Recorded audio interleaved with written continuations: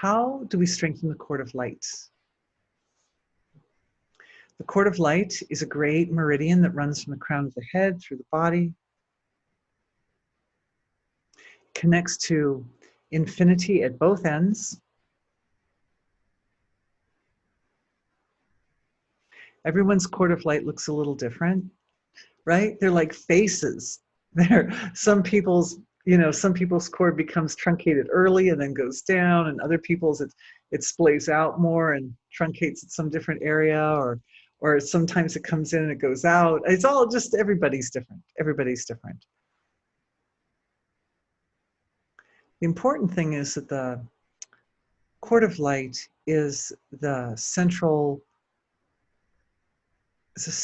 point of the astral body. So it's really an astral structure in the body. That means fortifying the cord of light also is intimately connected to fortifying the astral body. The astral body is comprised of the threads of consciousness.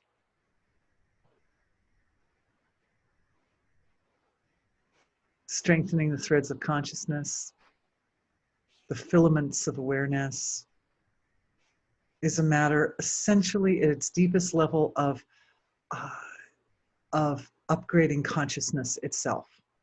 Because we know the threads are only as strong as the consciousness which comprises them. So, clarity, a lack of blockages, connection of the individual to the source of creation. I'm just making a little internal prayer of gratitude because obviously we need some healings here without taking a lot of extra time on this video. I'll just do this internally.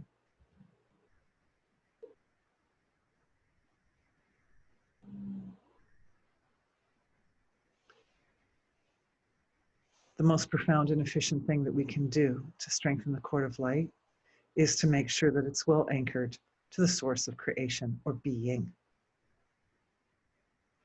So I'm just checking everyone's cord of light, everyone watching this video and everyone who will watch this video, all of us together as antennas of the one divine being. And the cord of light is our anchor to that. And all we do in energy healing is so simple, is we shine the light of awareness onto the area in question. In this case, that big meridian that runs right down through the center of the body. And as we shine the light of awareness on that meridian, it infuses the meridian with consciousness, with pure source material, which is what our awareness is. So the cord is like a vehicle for that. It's a conduit for that light of consciousness. Boundaries well defined. As I'm looking out into the collective, I'm seeing some people's cords of light are not as robust as others based on a lack of clarity or decisive boundaries. Oops, sorry.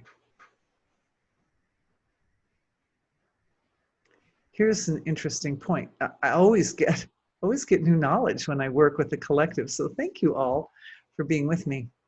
So the cord of light, it goes to infinity out the top of the head. It goes to infinity out through the pelvic floor and down back into Mother Earth. Mother Earth has her cords. It connects to the core of Mother Earth, and then Mother Earth's cords go out to the sun and the solar system, etc. But in our bodies, there's an anchor point for the body, and that's in the heart chakra area. Of course, who would have? We should have known, right? We should have known. It makes sense. It just naturally makes sense. And so what we're doing to strengthen the cord of light and to strengthen its connection into the physical body and into the core of the astral body is to go to the heart center. That just makes so much sense. What's happening in the heart center is a healing for the heart, the center of the heart center, to stabilize the qualities of being, divine being, source, right there in the heart center. And that's these qualities of the source of creation are all inclusive. So that means it includes boundaries. It also includes unboundedness. It includes everything. Wholeness, wholeness stabilizing in the heart center area with a 112-point matrix. You can check out the 112-point matrix on my knowledge base. There's also a video about it. If you Google search, if you video search Dorothy Rowe 112-point matrix, you come up with that one. But the thing about matrices is that they reside at the astral level of creation because they are themselves comprised of filaments or streams of consciousness.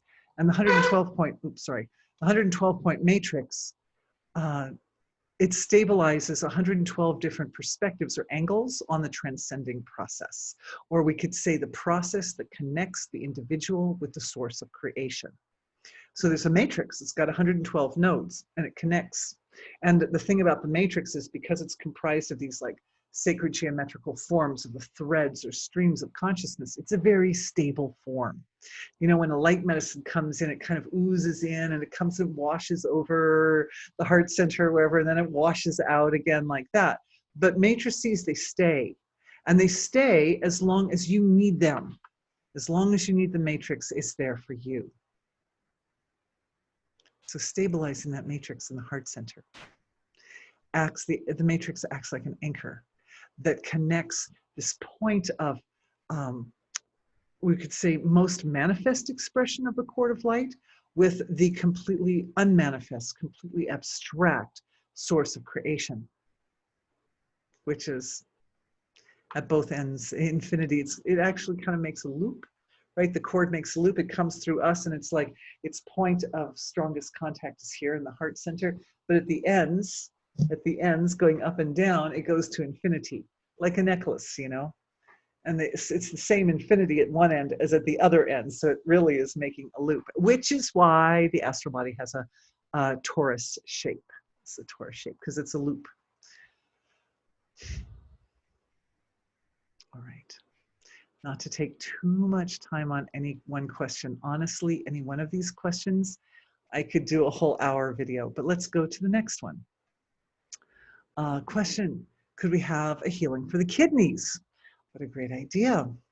So kidneys, I believe I have a couple of these already online. The kidneys play such an amazing role in the physiology. Of course, we're putting, what we're doing is now we're shining the light of our awareness, and this is how energy healing works. We shine our awareness onto whatever it is that needs the support. We shine onto the kidneys, and what we find is that just the presence of awareness on the organs of the kidneys brings some softness. The other thing I'm seeing flowing with the awareness is gratitude. So as the awareness shines on the kidneys, it's also bringing this feeling of like thanking the kidneys, appreciating them, holding them in a safe healing space, loving them. So the light of awareness comes, and then the heart immediately starts to flow out, starts to pump out its expressions of gratitude and appreciation. What this does is it creates receptivity. Well, it does two things. It creates receptivity between yourself and the intelligence of the kidneys, but it also causes the finest product of digestion produced in your body, soma, which you can also look on my knowledge base for more information about soma, and I think I've got a video on that too. That finest product of digestion starts to feed into the kidneys. It follows the flow of awareness. So when awareness goes on the kidneys, soma also goes to the kidneys. And soma is utilized by the intelligence of the organ or of the system or whatever part we're putting our attention on. That's what uses the soma.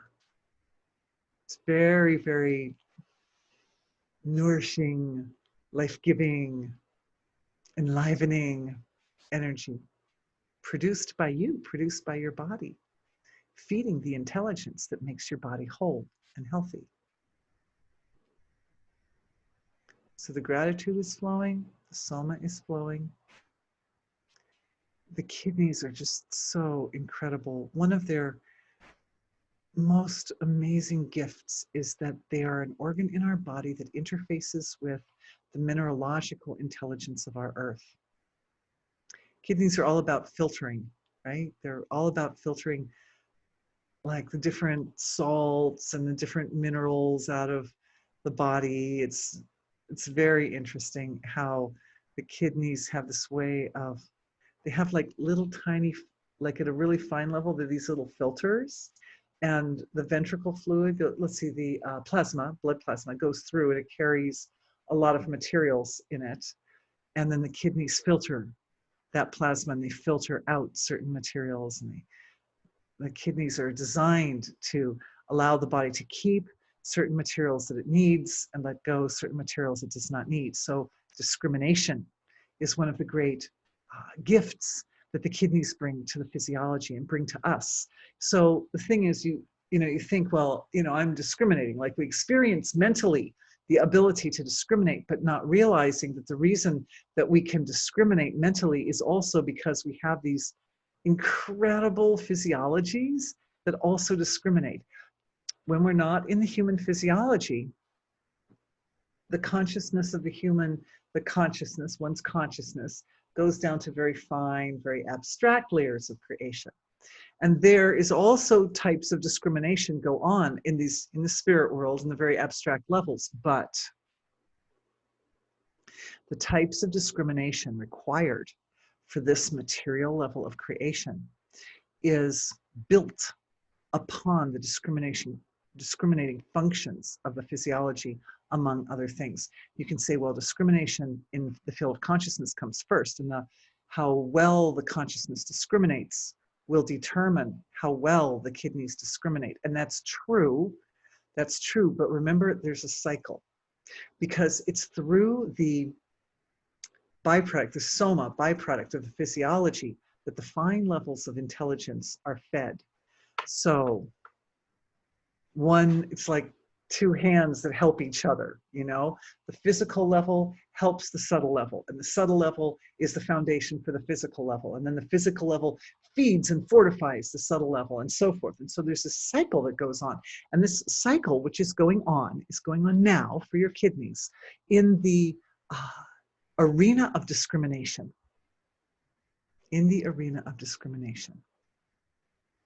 Also, the energy healing field that we have created around the kidneys with our awareness or consciousness, the safe, sacred healing space. It's constructed to accommodate the laws of nature responsible for rebuilding damaged tissue, for dissolving calcifications.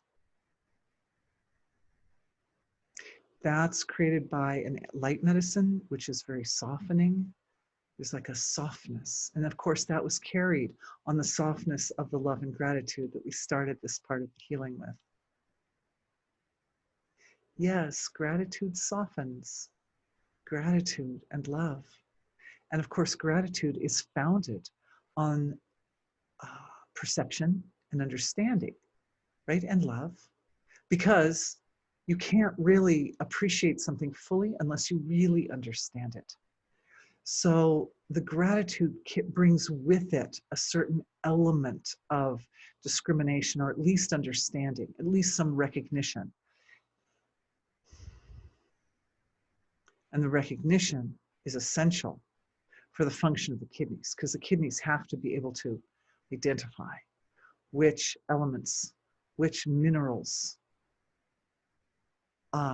move effortlessly through the filters and which ones don't. And there's cycles of how the plasma goes into the kidney, and then it goes through the filters, and then some of it goes into a place for elimination, and the rest of it comes back to the body like that. There are purifiers. Such an important job. such a precious job. Clearing centuries of beliefs about the body as being sort of, I would say, like unworthy because it's like dirty or sinful or not acceptable, lack of recognition and appreciation, also clearing. You know, I remember one time speaking candidly with one of my elders and discovering that in the elder generation, there wasn't conscious awareness of what went on inside the body. In other words, this person I was talking to, once they'd swallowed a bit of food, they never really felt it again. They never felt anything that went on inside the body. It is your potential. It is the potential of all people to be fully brilliantly aware of every detail of what goes on inside the body. It's not just a kind of empty space like we just exploit it. It is precious. It is precious. So the kidneys are being held in a place of deepest gratitude, deepest understanding. Literally feeling your kidneys. If you want to put your hands on the front of your tummy and send the awareness through the palms of the hands back to the kidneys, you can feel them in even more detail. They are so intimately connected, as I said at the beginning of this, with the mineralogical intelligence of this earth. It is through the kidneys that we understand the earth element. We understand the earth element through our kidneys. And here's something very cool, is all the elements have both their very sort of gross level of manifestation, like very concrete level of manifestation, and the elements have a very fine level of manifestation. That means abstract. So just like the kidneys have their own level of body intelligence, so the mineralogical reality of our world, the earth element of our world, has, we can say, a Davic intelligence, or it has its intelligence on the level of consciousness.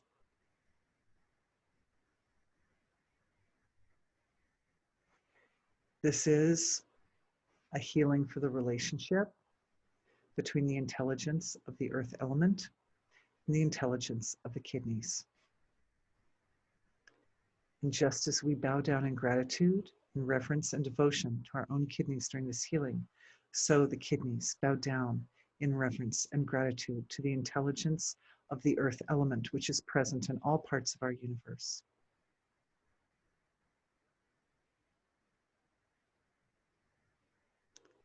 And I'm just feeling an integration and coordination in the communication between the intelligence of the kidneys and the intelligence of the earth element.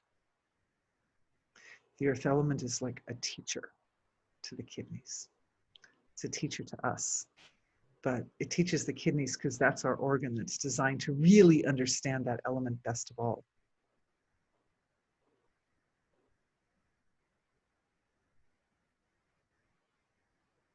There's still a flow of gratitude moving through the kidneys, and this is continuing to create order in those little fine little filter forms of the kidneys and to dissolve calcifications. This is the most important thing. So the kidneys have an opportunity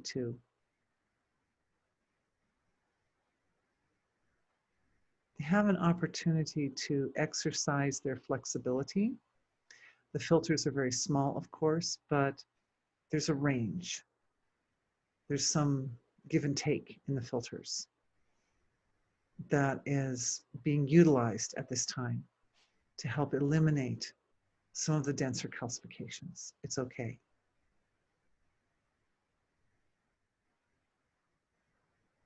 I'm just watching. I'm just bowing down in gratitude to the intelligence that makes up the whole system. When the intelligence of the kidneys interfaces with the intelligence of the earth element, then that's really the one source of creation talking to itself, self-interacting. So the whole thing is offered to the source of creation with loving gratitude and appreciation for our role in the healing for the kidneys.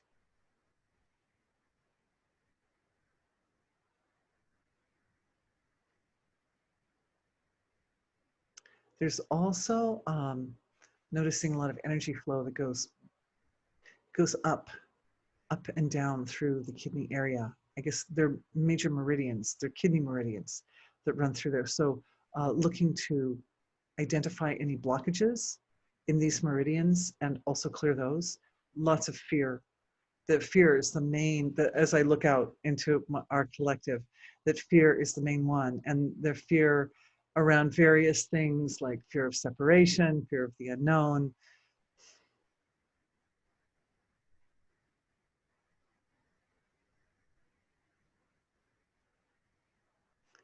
The fear is all born of illusion, basically. Born of illusion, fear, born of illusion. Sometimes fear born of, some of it, for some people, we've got PTSD left from traumatic experiences as well. That so the impressions and the, and it's not to say that the past traumatic experiences were illusions, not, they weren't, but the fear itself is sort of anchored in on, based on a type of illusion that we can say that when the ego is focused through its individuality, the world is comprised of lots of boundaries and every little thing has a lot of meaning and value. And when the ego is focused through the eternal self, then even the darker experiences of life or the more challenging lessons that we face are seen in the perspective of wholeness, in the perspective of the long-term development and evolution of the soul. And then it all kind of makes more sense, if that makes sense.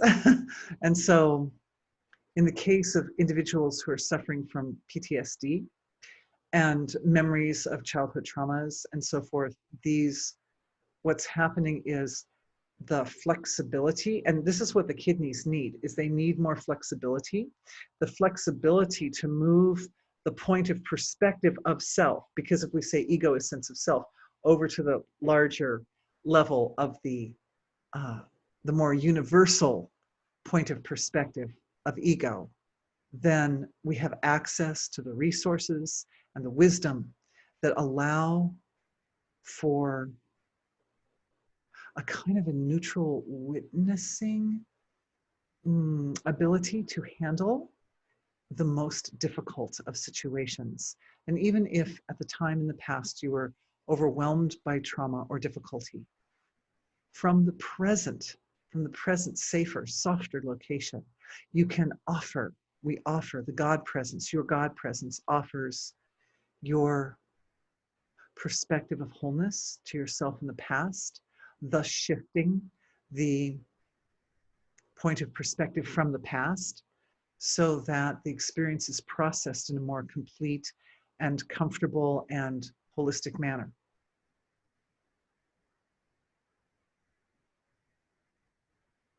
It creates an upgrade for the heart, because the heart is where we understand and analyze our experience. I mean, analysis is more up here, but there's just this level of heart understanding that takes place. It's kind of like the first phase of the analysis is not in the realm of speech or anything, but it's just like a kind of a gut reaction type of analysis. That comes up to the limbic system, and then in the limbic system, we go from there. All right. Thank you for suggesting a healing for the kidneys. Let's go to the next question. So a lady is sharing her dream from the previous night. I'm going to move my camera just a little bit. Hello. So she had a very rough sleep a couple of nights previous to our webinar. And consciousness was very enlivened, very deep, lots of light. But the body was very uncomfortable in various ways. Many areas of the body were uncomfortable. Later that night, she was seeing like a giant leaf, like a collard or kale leaf, with all of its details, veins, etc. And then started to wake up and in the transition realized that the leaf, that she was the leaf. So she was like seeing herself in exquisite detail. Perhaps this was a healing process in the dream. I would like to suggest that our last webinar just happened to be during an eclipse. So eclipses give rise to very big purifications, and it can give rise to very big purifications and very intense night experiences, very profound experiences of transcending during meditation. I found for myself some of the most incredibly deep and exquisite transcending experiences have occurred during eclipses, especially, particularly if it's a solar eclipse. Like the most amazing transcending experience I think I ever had was during a full solar eclipse that was right on top of where we were in the US. So it was like really, an intense eclipse for those of us in the Northern Hemisphere, Western Northern Hemisphere. So I feel that the role of the moon was partly responsible for the intensity of this experience. And maybe also, that you had intended to come join us for the healing webinar as well. And, when we all get together and we do these big healings, the experience can be quite purifying and amazing, but also quite illuminating. I'm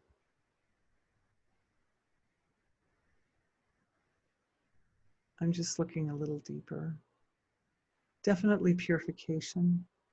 During the night, that's the nature of the sleep state, is to both purify and integrate experiences and growth. I feel as if the discomfort in the body was a reaction to a big stress that was leaving the body at that time, for sure. And of course, anytime a big stress leaves, it is a big healing. And you are a healer, you are healing yourself. We're all healing ourselves. But often the healing process goes unrecognized, or it takes place at some fine abstract level of consciousness. And so we don't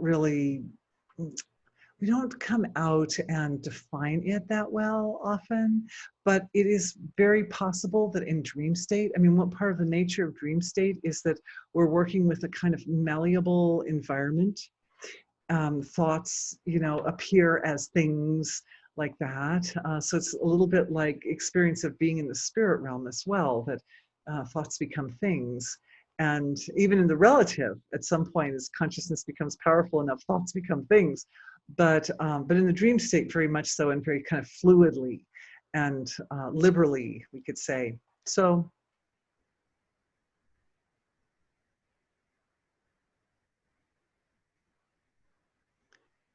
your light was shining, the light of awareness was shining into a very delicate area of the physiology. And I feel also that the symbol of the leaf and the veins in the leaf have to do with the circulatory system. So it's my perception that you were doing some healing work, and I would say a kind of a deep exploration on the circulatory system. And I feel that part of the reason for that was because of the presence of the virus, which is with us at this time, because that virus, as we know, is definitely changing. It's changing the way our circulatory system works to a certain degree. Every virus that comes into the body upgrades and changes it to some degree. But this COVID-19, it's touching some of the most intimate functions of the circulatory system. And so my perception is that you are upgrading the intelligence of your circulatory system so that you will be more invincible, so that you will resist that virus. Or maybe the word resist isn't the best word, but I would say interface with the virus in such a way that the net result is evolution, your evolution. That's what it looks like to me. Taking a deeper look. Thank you for the question. Another lady is saying that when people's comments come up in the comments for everybody, that it's a bit distracting. Okay. Okay, and then there's one more question that came in here, and then we're done. So this question is, can there be an energy healing to support the physical steps needed to create ideal health? And so his point is that that energy healing tends to be, by its nature, kind of abstract, but that he's recognizing that at the material level, we have to do certain things also to create health. Mechanics of creating health to be fully effective have to function in an integrated fashion across the levels of existence from subtle to gross. Absolutely. In some respects, the subtler levels are more powerful and can compensate for suboptimal situations at grosser levels. And energy healing does that, but the gross physical level is the expression of the subtler levels and is a part of the full structure of being. So if it is not organized in a way that fully reflects being, that wasn't a complete sentence, but I think I understand. Being itself is not fully functional within that physical aspect of life, and therefore will not be perfect. One will not have perfect health. I would say that when being itself is not fully functional within the physical aspect of life, then there can be health problems. I'm just reframing it a little bit there. Therefore, it is necessary to attend to the proper organization of the physical level of life as part of the mechanics of creating health.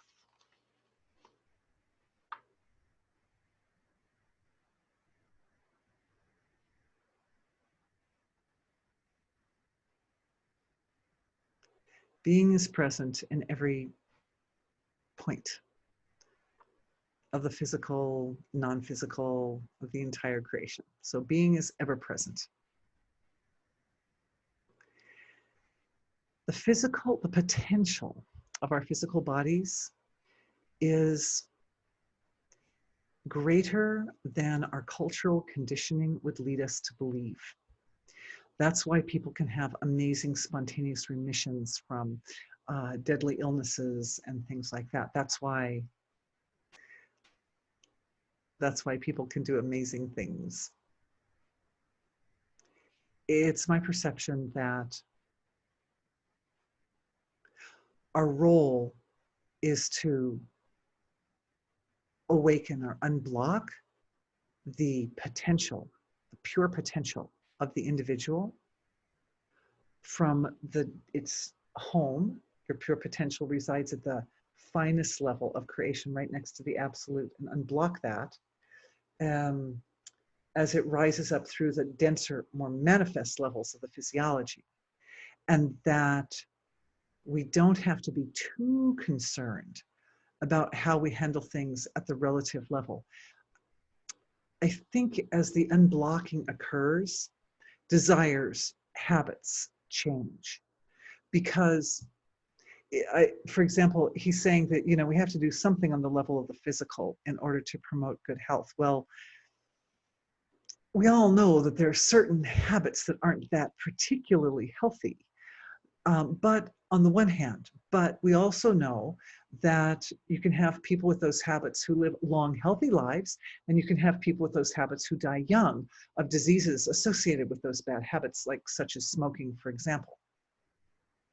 And what's the difference between a body who lives to be over 100 years old and still smokes versus a body who dies young of lung cancer? What's the difference? The difference is consciousness.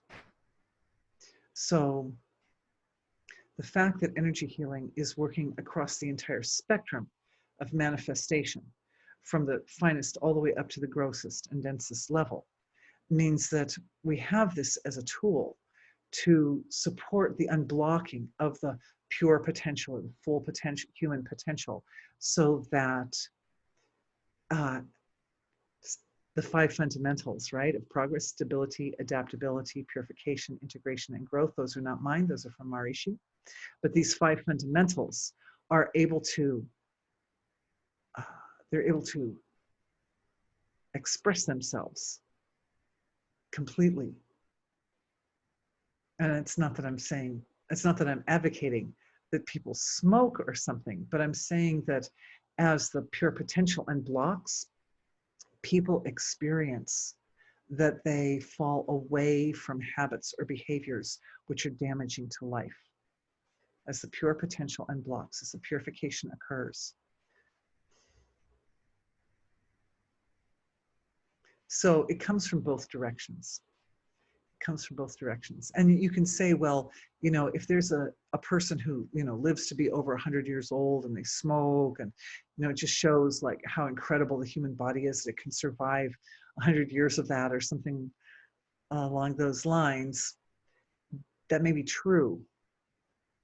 But the important thing about the physical level of the body is the quality of the soma it produces, so that the relationship between the laws of nature, which are responsible for long life, that are responsible for optimal health, are warmed up. They are nurtured and supported by the functions at the physical level of the body. It comes back to how well the physical level of ourself coordinates with the fine level, and how those channels of communication, that cycle of creation and dissolution, is able to flow without resistance through the whole system. Just checking if there's a little healing in there we can do. Looks like, again, the healing likes to go to the heart area, which, as we know, the heart area is one of the great administrators of the physiology. And at this point, it's just a download, a very kind of sweet, simple download for the heart area to awaken a sense of deepest respect and awe, innocent awe, but such respect, such a feeling of cherishing the physical form, and the importance, like bringing meaning to the individual expression of self.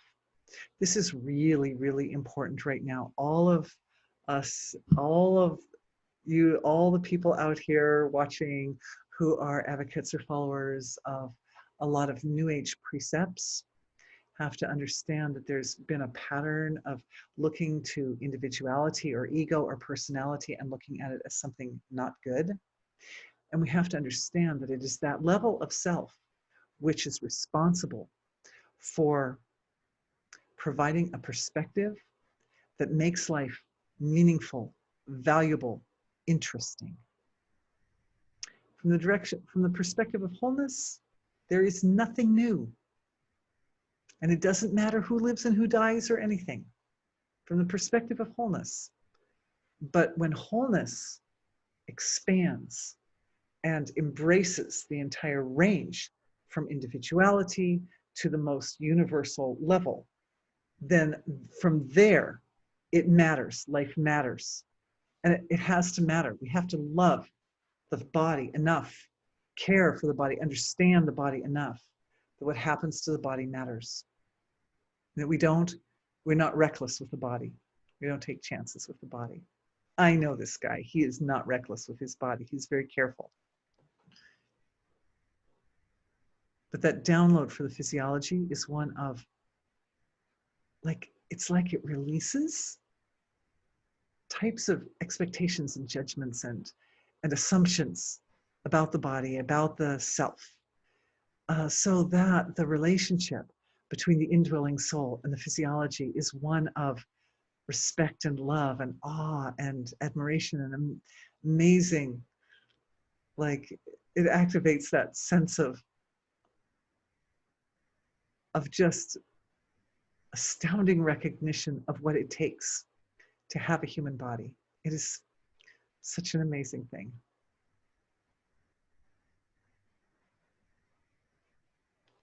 I'm so grateful to everyone. Thank you. Thank you for being with me. I know this was longer than my usual, but it's been really fun to be with you. I'm so grateful. And I look forward to everyone's questions coming up in the next webinar, which is about Dharma and time. And that should be really fun, a really interesting topic to explore. So I'm looking forward to seeing everyone then. Thank you for being with me. Bye.